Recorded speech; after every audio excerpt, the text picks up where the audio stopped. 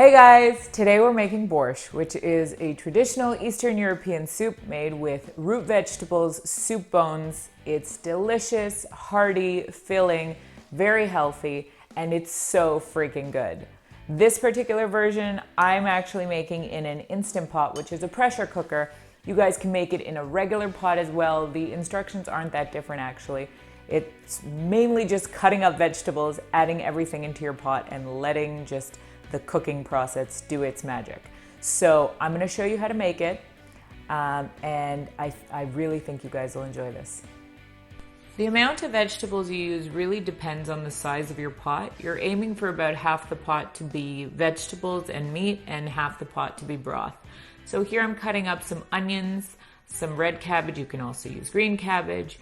Carrots help to give it a bit of sweetness. By the way, you can grate all these vegetables if you'd like, or you can chop them up uniformly. I'm using some celery with the leaves for some aromatics, a half a sweet potato, although you can absolutely use regular white potatoes, and some beets to help give it some color and that traditional earthy taste that borscht has.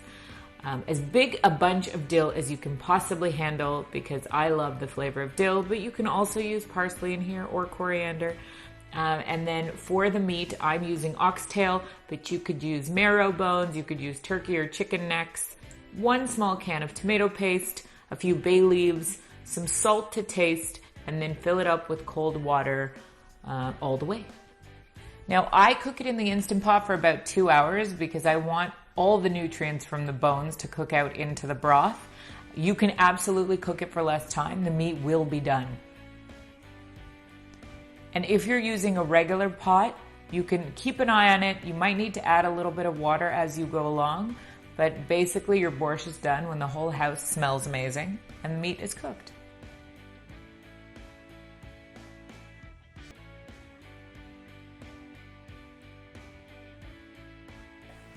If you want to enjoy borscht like a real Russian, you have to add a little bit of sour cream.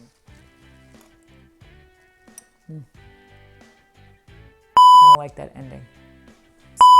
So, and it turns out great every time. So let's make some borscht. You know what, I'm just gonna end up with it turns out great every time. Okay.